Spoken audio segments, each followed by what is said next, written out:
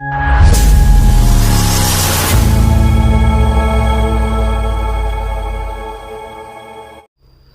दोस्तों, इंदिरा मैथ मस्ती में आप सभी का स्वागत है। पिछले दिनों जो अपनी संडे स्पेशल के रूप में जो क्लास होती है उसमें से अपन ने प्रकाश का चैप्टर चालू किया था, जिसमें से अपन ने प्रकाश, तरंगदैर्घ्य, आवृत्ति और प्रकाश की चाल के बारे में डिस्कस किया था। वहीं से क्लास को दोस्तों आगे बढ़ाएंगे और मैंने बताया था कि आगे आने वाली क्लास में परावर्तन को बताऊंगा और परावर्तन के कुछ नियमों के बारे में भी अपनी चर्चा होगी। धीरे धीरे दोस्तों क्लास को आगे बढ़ाएंगे, तो आप अपनी क्लास को ज़्यादा से ज़्यादा लोगों तक शेयर करिए, जिससे ज़्यादा से ज़्यादा लोग हमसे जुड़ सकें और हम और आप सभी लोग मिल कर के पढ़ सकें। तो मैं जैसा कि बता दूं कि संडे को क्लास अपनी कुछ दिनों तक ऑफ रही, लेकिन आज से पुनः स्टार्ट हो चुकी है। जो फिजिक्स की क्लास थी वो प्रकाश वाले चैप्टर पर चल रही थी, तो उसमें से अपन क्लास को आगे बढ़ाएंगे। आज अपन पढ़ेंगे परावर्तन। क्या पढ़ेंगे दोस्तों? परावर्तन यानी कि रिफ्लेक्शन। जैसा कि मैं बता दूं, आपने देखा होगा जैसे कोई भी फर्श होता है उसमें प्रकाश की किरण आती है, लेकिन वो प्रकाश की किरण तो आपको दिखाई वैसे देती नहीं होगी, लेकिन महसूस ज़रूर होती होगी। तो वो वापस भी हो जाती है, जैसे आती है वैसे ही वापस चली जाती है। तो जो फर्श था वो क्या हो गया, अपना एक समतल दर्पण हो गया। तो इसके लिए मैं क्या बोल सकता हूँ कि जब कोई प्रकाश की किरण किसी समतल दर्पण पर क्या होती है, टकराती है, तो क्या होता है, तो जिस कोण से वो टकरा रही है उसी कोण से वो वापस भी जा रही है। तो इसी घटना को क्या नाम दे दिया? परावर्तन। यानी कि जिस कोण से आई उसी कोण से वापस हो गई। तो इसके बारे में मैं लिख दूं जो भी मैंने बोला। जब कोई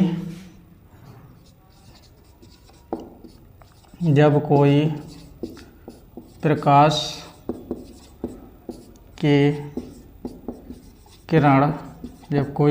की किरण किससे दोस्तों टकराई, ये दर्पण कैसा होना चाहिए? समतल दर्पण। जब कोई प्रकाश की किरण समतल दर्पण से टकराती है, जब कोई प्रकाश की किरण क्या होती है, समतल दर्पण से क्या कर रही है, टकराती है, तो वह जिस कोण से टकराती है, जिस कोण से टकराती है, जिस कोण से टकराती है उसी कोण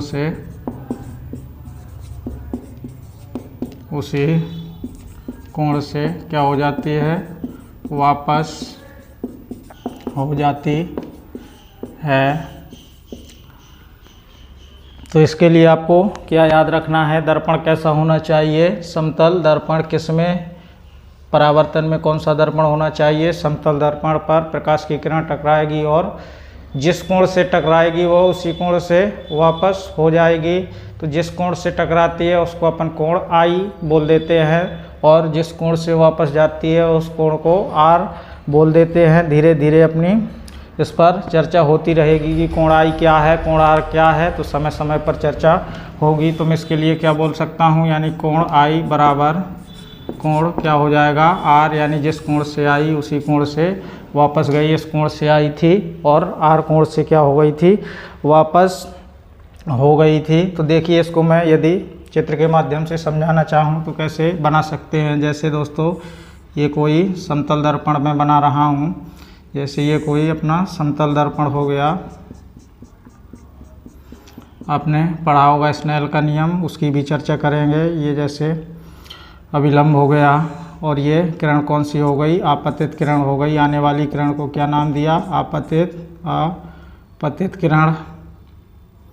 आपतित किरण, इसको मैं क्या नाम दूंगा? परावर्तित किरण। जाने वाली किरण को क्या दूंगा? परावर्तित किरण। तो किस कोण से आई? इस कोण से आई, यानी आई, और किस से गई? तो कोण आर से गई। तो इसी को कोण आई बराबर कोण क्या हो जाएगा? आर हो जाएगा। यानी कि इसको मैं क्या बोल सकता हूँ, कोण आई क्या है? आपतन कोण है और ये परावर्तन कोण है। ये दोस्तों क्या होता है? तो अभिलंब, इसको भी लिख लें, अभिलंब अभी अपन इसके नियम देखेंगे तो उसके बारे में चर्चा होगी। यानी कि कोण मैं यहाँ पे लिख दूँ, कोण आई बराबर क्या है। तो दोस्तों कोण आई क्या है, आपतन कोण है। क्या है ये, आपतन कोण जिसको बोलते हैं कोण आई। और ये आपतन कोण क्या है, तो आपतित किरण और अभिलंब के बीच बनने वाला जो कोण है वो क्या है, अपना आपतन कोण है। जैसा कि आप देख रहे हैं, यानी कि आपतित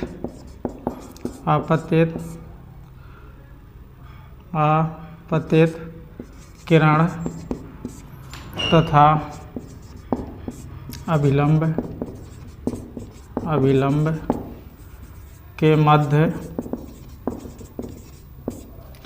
बनने वाला क्या है, ये कोण है, आपतन कोण। इसी प्रकार से और ये कौन सा है, कोण आर को क्या बोलते हैं, तो परावर्तन कोण। इसको क्या बोलेंगे, परावर्तन कोण, यानी कि कोण आर। तो कोण आर यानी आपतन कोण किसको बोलेंगे, तो परावर्तित किरण और अभिलंब के बीच ये जो कोण बन रहा है इसी को क्या बोला, परावर्तन कोण। तो मैं इसके लिए क्या लिख दूं, परावर्तित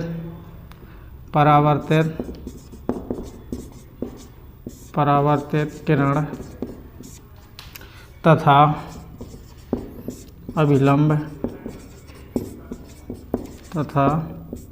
अभिलंब के बीच या मध्य के बीच बनने वाला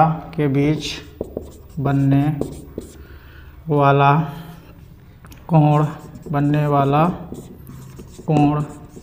तो उम्मीद है दोस्तों आपको आपतन कोण और परावर्तन कोण भी समझ में आ गया होगा कि आपतन कोण क्या है और परावर्तन कोण क्या है। अभी तक मैंने आपको दो ही चीज़ें बताई हैं और परावर्तन की परिभाषा भी बताई है कि ये परावर्तन होता क्या है। तो उम्मीद है आपको समझ में आ गया होगा। अब अपन परावर्तन के कुछ नियमों के बारे में भी चर्चा कर लें।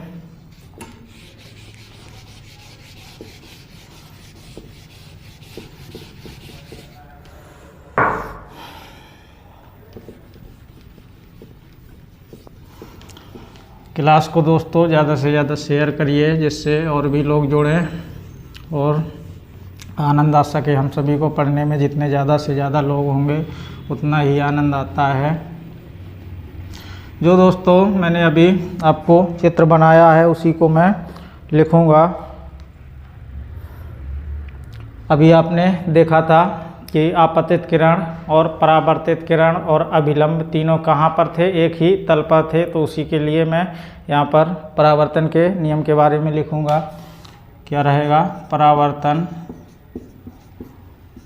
के नियम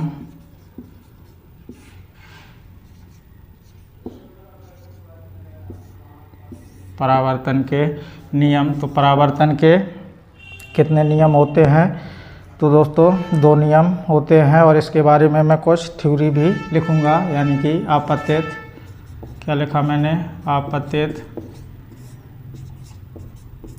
किरण।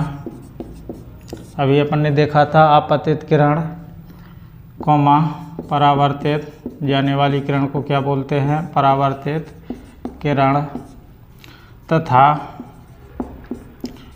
अभिलंब तीनों कहाँ पर होते हैं, एक ही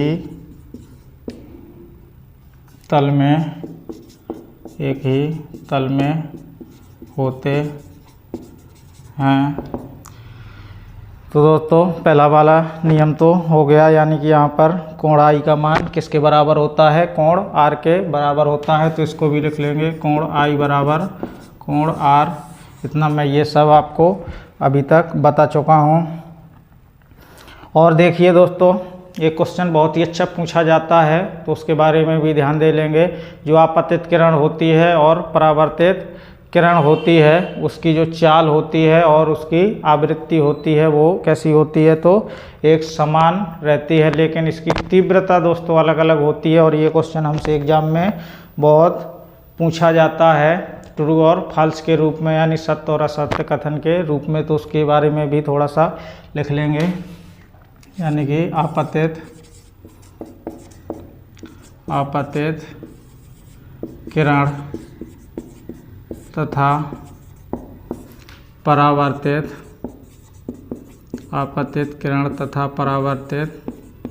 किरण की चाल तथा आवृत्ति कैसी होती है, समान होती है, आवृत्ति समान होती है। अभी दोस्तों मैं आपसे चर्चा समय समय पर करता रहूँगा कि हमसे कैसे एग्जाम में क्वेश्चन पूछे जाते हैं, तो धीरे धीरे अपनी चर्चाएं होती रहेंगी। लेकिन दोस्तों ये भी याद रखना है, यानी कि तीसरे नंबर पे आपतित किरण तथा परावर्तित किरण की जो तीव्रता होती है, तीव्रता अलग अलग होती है। तो इन पॉइंटों को भी याद रखना है कि आपतित किरण और परावर्तित किरण की क्या दोस्तों चाल और क्या आवृत्ति ये कैसी होगी, तो इसको याद रखना है। कैसी होती है, समान होती है, जबकि इसकी तीव्रता कैसी होती है, तो अलग अलग होती है। इन दोनों पॉइंटों को तो दोस्तों बहुत ही अच्छे से याद रखना है। अब देखिए कुछ मैं एक दो दोस्तों न्यूमेरिकल क्वेश्चन भी करा दूं, क्योंकि ऐसे क्वेश्चन हमसे न्यूमेरिकल भी पूछे जाते हैं, तो वो भी क्वेश्चन हम देख लें। देखिए सभी प्रकार के क्वेश्चनों से मैं दोस्तों आपको परिचय धीरे धीरे कराता रहूँगा। इसी में अपन न्यूमेरिकल क्वेश्चन भी करते रहेंगे। ये चैप्टर दोस्तों बहुत बड़ा है, मैं पहले ही आपको बता चुका हूँ कि यहाँ से हमसे एग्ज़ाम में क्वेश्चन पूछे जाते हैं। अब देखिए कैसा क्वेश्चन आएगा। जैसे कोई भी क्वेश्चन लिख दूँ मैं, जैसे लिख दूँ यदि आपतित किरण के मध्य कोण, यदि आपतित किरण के मध्य कोण क्या हो, थीटा है। यदि आपतित किरण के मध्य कोण थीटा है, तो आपतित तथा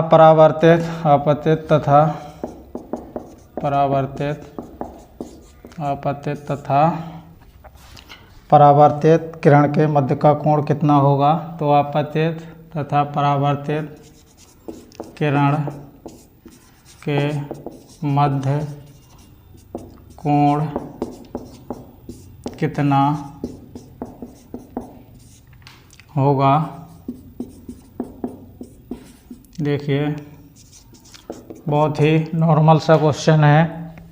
यदि हमने कॉन्सेप्ट को क्लियर कर लिया होगा तो हमारा आंसर आसानी से आ जाएगा, क्योंकि थ्योरी से ही फिजिक्स के सवाल लगाए जा सकते हैं। कुछ थ्योरेटिकल सवाल होते हैं तो उसको थ्योरी से ही समझा जा सकता है। इसमें कह रहा है आपतित किरण के मध्य कोण कितना है, थीटा है। यानी कि इसमें जो आपतित किरण के मध्य का कोण है उसको क्या बोलते थे अपन, आपतन कोण बोलते थे। तो इसमें आपतन कोण पूछा गया है, वो दिया गया है। तो इसमें आगे पूछा है आपतित किरण और परावर्तित किरण के जो बीच का कोण बनेगा वो कितने अंश का होगा। तो मैंने अभी बताया था परावर्तन में क्या होता है। जैसे ये क्या हुआ, देखिए समझिएगा, ये समतल दर्पण हो गया, और अभी अपन ने परावर्तन के नियम में पढ़ा है कि ये अभिलंब हो गया, और ये आपतित किरण हो गई, ये परावर्तित किरण हो गई। तीनों कहाँ पर हैं, एक ही तल में हैं, ये कोण और ये आर, और ये अभिलंब हो गया। इसमें कह रहा है आपतित किरण के मध्य का कोण, यानी ये जो आपतित किरण है इसके मध्य का कोण कितना है, ये थीटा है।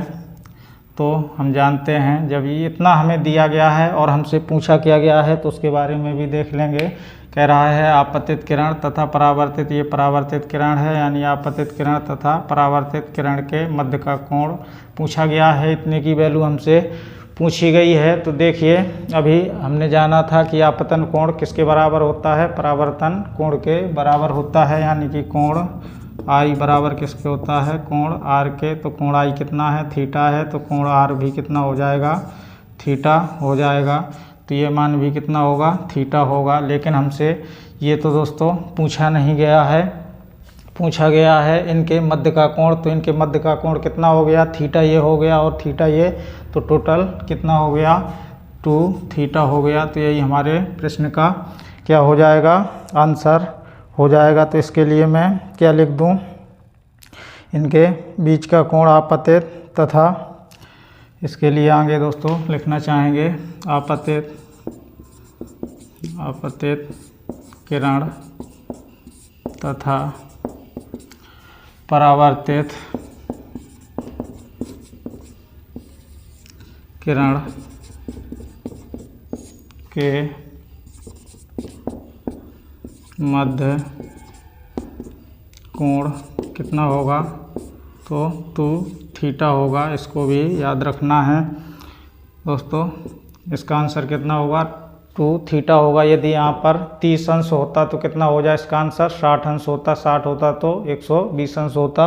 उम्मीद है अब आपको समझ में आ गया होगा। अब जो मैं क्वेश्चन लिखूंगा वो क्वेश्चन और भी अच्छा इंटरेस्टेड क्वेश्चन होगा, और ऐसे क्वेश्चन तो हमसे एग्ज़ाम में पूछे ही जाते हैं। ये क्वेश्चन दोस्तों अच्छे लेवल का क्वेश्चन है जो मैं लिखूंगा। जैसे किसी परावर्तन की घटना, किसी परावर्तन की घटना में आपतन कोण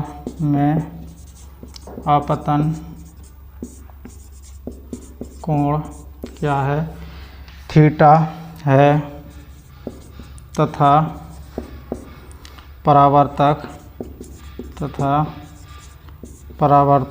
पृष्ठ को थीटा कोण से क्या कर लिया जाता है, उठा लिया जाता है। थीटा कोण से ऊपर उठा लिया जाता है। खूब सारी थ्योरी है बड़ी दोस्तों। तो आपतित किरण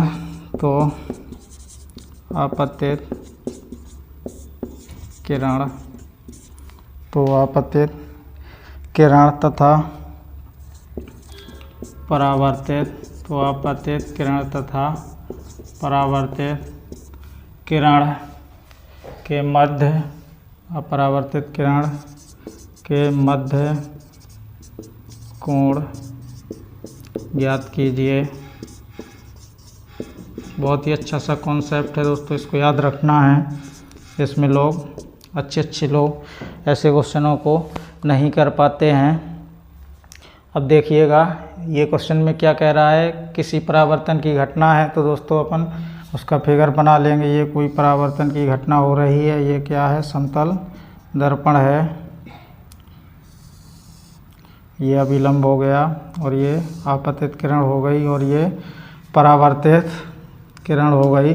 अब इसमें जो बोल रहा है हम वही लिख देंगे। इसमें कह रहा है किसी परावर्तन की घटना हो रही है। इसमें आपतन कोण कितना है, ये आपतन कोण है, थीटा है, तथा परावर्तक पृष्ठ को, इस परावर्तक जो ये पृष्ठ है इसको दोस्तों इसी थीटा कोण से ही इसको उठा लिया जाता है। तो हमसे इनके मध्य का कोण पूछा है। जब देखिए इसको उठाया जाएगा तो कैसा ये फिगर बन जाएगा।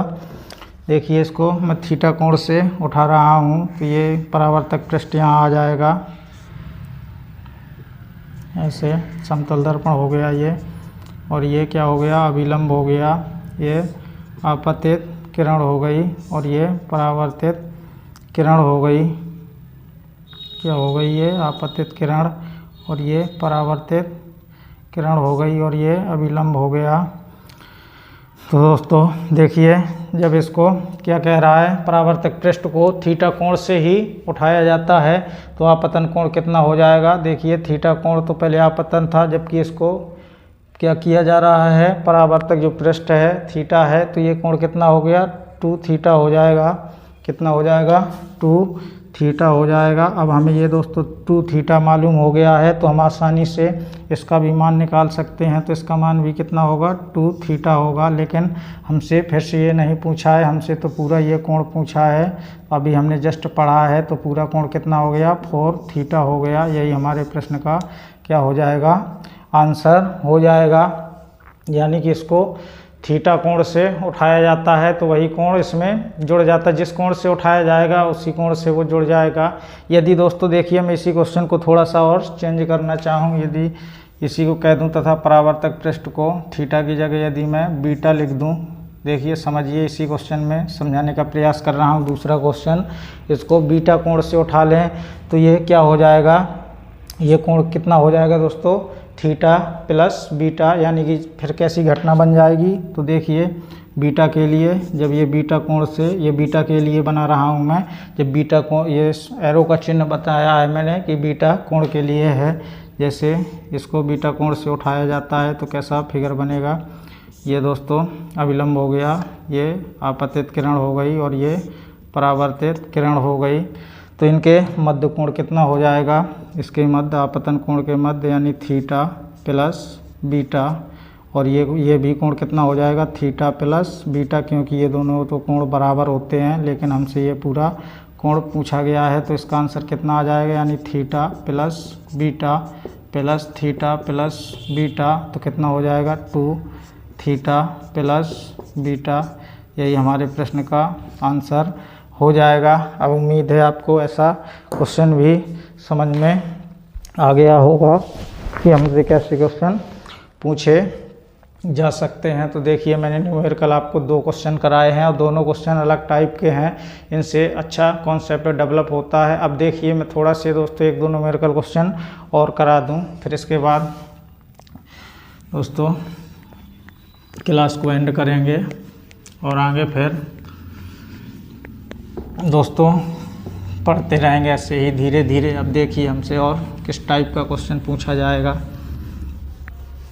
यदि आपको समझ में नहीं आ रहा है तो हमें कमेंट के माध्यम से ज़रूर बताएं, और यदि समझ में आ रहा है तो भी कमेंट के माध्यम से हमें बता सकते हैं कि आपको क्लासें कैसी लग रही। यदि आपको क्लासें अच्छी लग रही हों तो इसे ज़्यादा से ज़्यादा अपने दोस्तों तक पहुंचाने का प्रयास कीजिए, जिससे और भी लोग हमसे जुड़ें और आपको ज़्यादा से ज़्यादा और भी सब्जेक्टों की क्लासें मिलना स्टार्ट हो जाएं। देखिए अब मैं जो कोड लिखूंगा क्वेश्चन, वो भी क्वेश्चन थोड़ा सा दोस्तों अच्छे लेवल का होगा, और ऐसे क्वेश्चन तो हमसे पूछे ही जाते हैं। जैसे कोई प्रकाश की किरण क्या होती है, कोई प्रकाश की किरण किससे, ये समतल दर्पण से टकराती है। समतल दर्पण